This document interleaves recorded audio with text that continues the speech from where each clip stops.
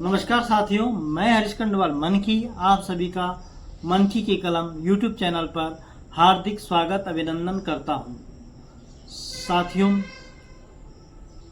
अगर आप चैनल पर पहली बार आ रहे हैं तो कृपया चैनल को सब्सक्राइब अवश्य कीजिएगा ताकि हमारा मनोबल बना रहे।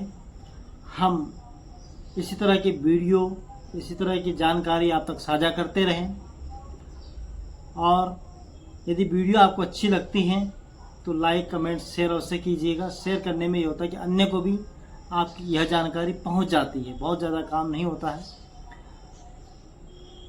दूसरी बात, आज का जो चर्चा का विषय है वह मैं इस विषय पे बात कर रहा हूं। हमारे क्षेत्र है यमकेश्वर की ताल घाटी, उसकी बात करने जा रहा हूं। ताल घाटी आज की दृष्टि से वर्तमान परिप्रेक्ष्य में भले ही सबसे ज़्यादा संकटग्रस्त हो, सबसे ज़्यादा जो है दुर्गम हो, या सबसे ज़्यादा जो है अविकसित हो, या सबसे ज़्यादा परेशानी में हो, या विकास से कोसों दूर हो, लेकिन एक समय ऐसा भी था कि जब पूरे क्षेत्र में ताल घाटी का नाम था। ताल घाटी का स्वर्णिम इतिहास रहा है। एक बार ताल घाटी का उत्थान हुआ है, आज भले ही पतन में है लेकिन एक बार उत्थान हुआ है। तो क्या कुछ थी उस ताल घाटी में और अब क्या है, किन कारणों से उत्थान हुआ, किस कारणों से पतन हुआ, उन सब बातों को हम आज की उसमें जिक्र करेंगे। पहले तो मैं ताल घाटी की थोड़ा सा भौगोलिक परिस्थिति बता देता हूँ। ताल घाटी बहुत दूर नहीं है, राजधानी से मात्र 70 किलोमीटर, ऋषिकेश से मात्र 22 किलोमीटर, हरिद्वार से मात्र 35 किलोमीटर यह दूरी है। लेकिन जिला से वहीं लगभग 150 किलोमीटर और ब्लॉक से वहीं 80 किलोमीटर।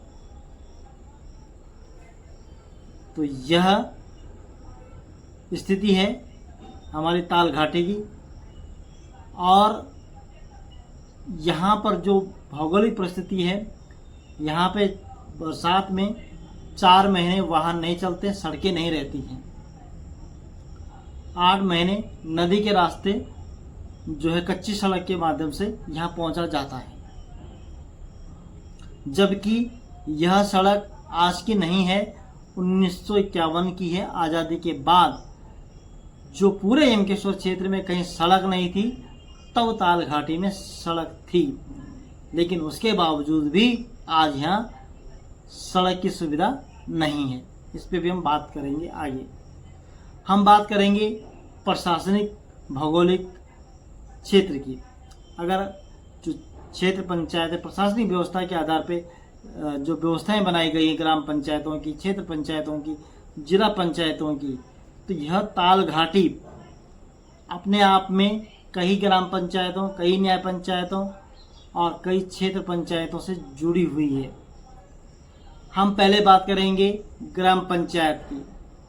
ग्राम पंचायत यहाँ दिबोगी, मल्लवनास, तल्लावनास, भुकंडी, तिमली, अखरा और रौनचुला ग्राम सभा इस ताल घाटी में आते हैं। यानी कि इन ग्राम सभाओं की सीमाएं, इन ग्राम सभाओं के मतदाता यहाँ रहते हैं। यानी कि 7 ग्राम सभाएं जो हैं इससे जुड़ी हुई है, 6 से 7 ग्राम सभाएं जुड़ी हुई है, लेकिन विकास क्या है, शून्य है। दूसरी बात क्षेत्र पंचायत की करते हैं। क्षेत्र पंचायत में रामजीवाला क्षेत्र पंचायत, तल्लावनास क्षेत्र पंचायत, भुकंडी क्षेत्र पंचायत और बडोली क्षेत्र पंचायत इससे जुड़ी हुई है, फिर भी विकास शून्य है। तीसरी बात करेंगे हम न्याय पंचायत की। न्याय पंचायत तिमसार, न्याय पंचायत नौगांव और न्याय पंचायत बडोली इससे जुड़ी हुई है, फिर भी विकास शून्य है। इसके अलावा जिला पंचायत अमरोली है, फिर भी विकास शून्य है। फिर विधानसभा यमकेश्वर है, फिर भी विकास शून्य है। लोकसभा पौड़ी है, फिर भी विकास शून्य है। कहने का मतलब है कि मूलभूत सुविधाएं नहीं हैं। यहाँ तक कि शिक्षा, स्वास्थ्य तो बहुत बड़ी चीज़ है, शिक्षा की ही बात कर रहा हूँ, बेसिक शिक्षा। भोगपुर स्कूल बंद हो चुका है, दिवोगी स्कूल बंद हो चुकी है। उसका कारण मैं सरकार को नहीं जिम्मेदार ठहराऊंगा। उसका कारण यह है कि सुविधाएं अन्य नहीं रही तो लोग यहाँ से चले गए। मूलभूत शिक्षाओं के लिए यहाँ से लोग छोड़ के चले गए। स्वास्थ्य तो नज़दीक ऋषिकेश है या किमसार है, तो लोग किमसार न जाके ऋषिकेश ही जाया करते हैं, क्योंकि ऋषिकेश नज़दीक पड़ता है। किमसार जाना उतना ही पड़ता है जितना ऋषिकेश जाना पड़ता है एक बीमारी के लिए। अब हम बात करते हैं इसके इतिहास के, थोड़ा सा पीछे चलते हैं। जैसा कि मैंने बताया कि 1951 में यहाँ सड़क पहुँच चुकी थी। तब पूरे यमकेश्वर में सड़क नहीं थी, पूरा यमकेश्वर यहाँ से जुड़ा हुआ था, कनेक्ट था। कांड्रा मंडी थी। कांड्रा मंडी में जो पुराने लोग हैं उनको कांड्रा मंडी के बारे में बहुत अच्छा पता है। जो ताल मंडी है उसके बारे में लोगों को बहुत अच्छा पता है। कुशासिल मंडी है उसके बारे में बहुत अच्छी पता है। ढाका यात्रा होती थी तो इन्हीं स्थानों के माध्यम से होती थी। साथ ही इसके अतिरिक्त यहाँ पे उस समय ऋषिकेश हरिद्वार जाने के लिए, तब ऋषिकेश मार्केट नहीं हुआ करता था, लगभग 1970-80 के दशक में जब बैराज में पुल बन गया तब हमारे क्षेत्र ऋषिकेश से कनेक्ट हुआ। उससे पहले हम लोग बी नदी और या रायवाला में नाव लगती थी और हरिद्वार जो है कनखल और ज्वालापुर यहाँ का मुख्य बाजार होया करता था और हरिद्वार से ही गाड़ियाँ यहाँ चला करती थी। 1957-58 तक बहुत अच्छा चल रहा था, काफ़ी लोग रह रहे थे। बड़काटल, हाथथाम, बड़ी बड़ी ग्राम सभाएँ थी। कांड्रा, भोरजगांव, कुंड, क्वाटा, कोटा, कड़ाईखाल, ग्वाला, साइकिलबाड़ी, तमाम ताल घाटी में जो ये खैराना और बुकंडी, ससपुरी, आमकाटल, ये सारे गांव जो है उस समय बहुत लोग रहते थे। और जैसे कि मैंने बताया कि क्षेत्र यही एकमात्र साधन था ऋषिकेश हरिद्वार जाने का। तो पूरा डाना मंडल से लेके कांडी कसयाली से लेके जामल और बडोली आदि तक के लोग इसी रास्ते से बाजार जाया करते थे। और यहाँ तक कि जामल और आदि लोगों, गाँव के लोगों की कांड्रा मंडी में दुकानें भी थी।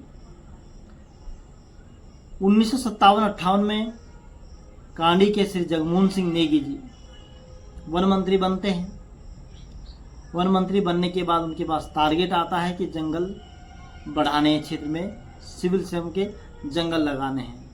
तो वो क्या करते हैं कि ताल घाटी लोगों को कहते हैं कि भाई आप लोगों का यहाँ से विस्थापन करके गंगा भोगपुर दे देते हैं।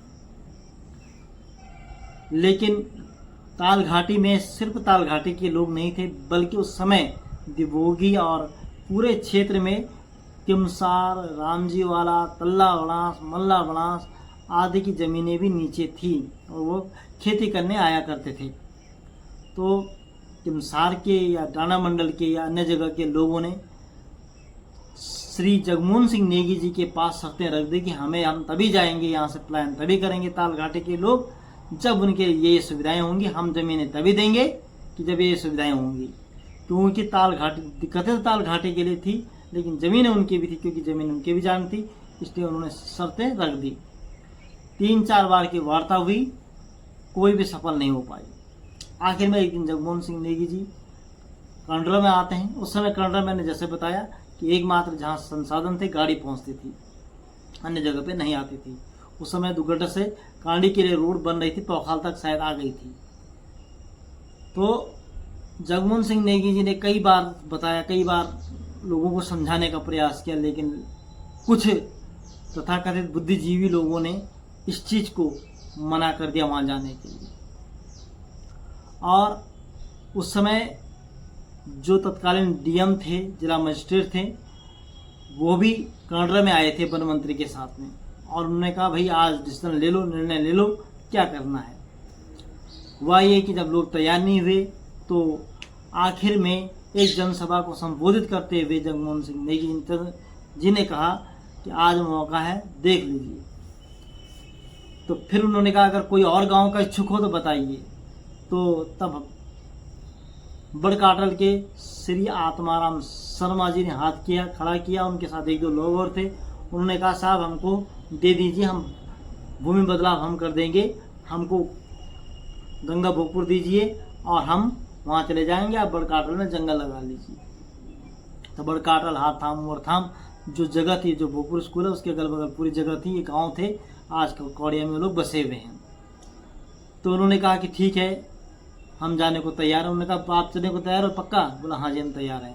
वहीं पे साइन कराए डीएम ने, वहीं पे हाथों हाथ साइन हुए, वहीं पे ऑर्डर हुए और वहाँ उनको दे दिया गया, भूमि आवंटन हो गई, चले गए लोग अपने अपने धीरे धीरे बसने लगे। 1970 तक धीरे धीरे लोग वहाँ से बड़काटल से कौड़िया शिफ्ट हो गए।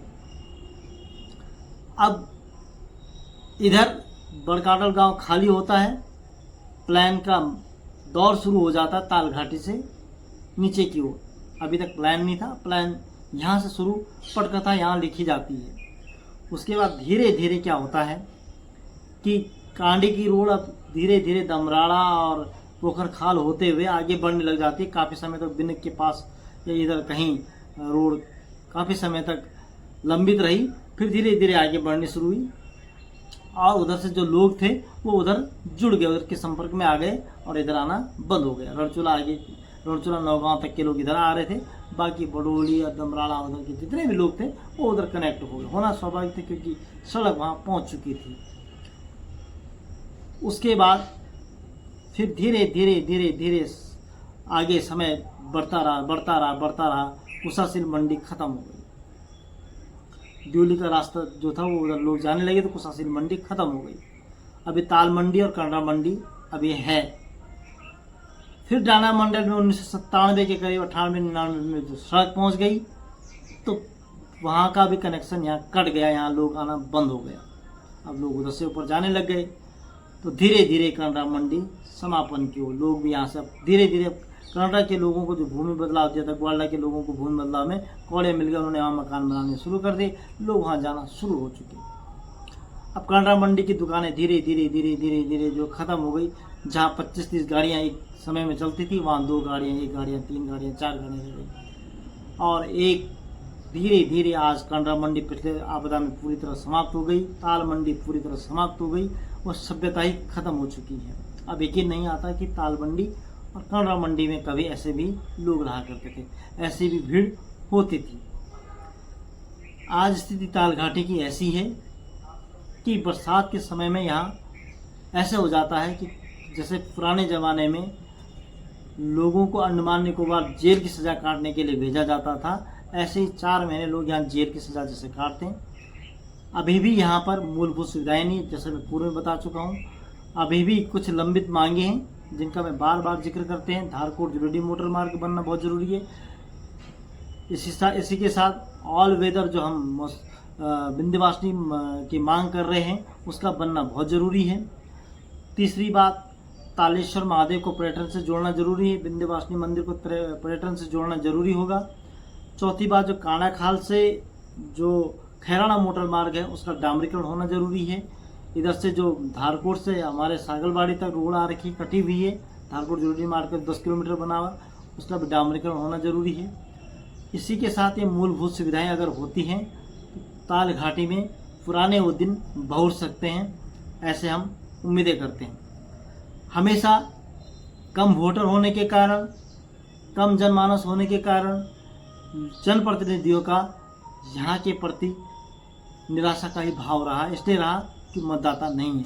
इसलिए बहुत कम ही लोग, बहुत ही कम ही जनप्रतिनिधि जो है इस ताल घाटी की ओर रुख करते हैं। चुनाव के समय में कभी कभी कुछ पहुँच जाते हैं, उसके बाद यहाँ कोई देखने नहीं आता है और अभी तक का यह इतिहास रहा है। लेकिन जब तक कनाडा मंडी थी तब तक सारे जनप्रतिनिधि कनाडा मंडी आया करते थे, लेकिन अब ऐसा नहीं है तो वो अभी नहीं आते हैं। इस बार जिला पंचायत, क्षेत्र पंचायत सबके चुनाव हैं और फिर विधानसभा के चुनाव हैं। तो कुल मिला के ये है कि जनप्रतिनिधियों से मेरा विशेष निवेदन रहेगा, कभी आप इस ताल घाटी की ओर भी रुखसत कीजिएगा, देखिएगा। अच्छी घाटी है, अच्छे लोग हैं, अच्छे मतदाता हैं, आपको समर्थन करते हैं, तो आप भी अपना फर्ज निभाइएगा।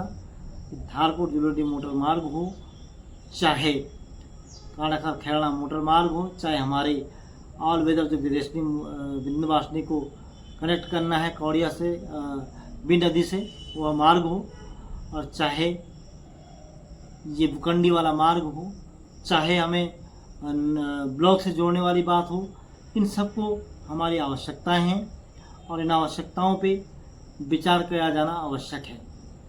तो आज की वीडियो में मैंने ताल घाटी का जिक्र किया। ताल घाटी का अपना इतिहास भी रहा है, स्वर्णिम इतिहास भी रहा है। यहाँ पे जो है स्वतंत्रता आंदोलन के लिए भी यहाँ आंदोलनकारियों ने आंदोलन किए हैं। ताल घाटी में जो पन्नू कलाल और जो अंग्रेजों की शराब की भट्टी थी यहाँ तोड़ी थी, और कहते हैं यमकेश्वर की चिंगारी जो 1942 में पूरे यमकेश्वर में जो आज़ादी की निकली थी, वह स्थान ताल घाटी ही था।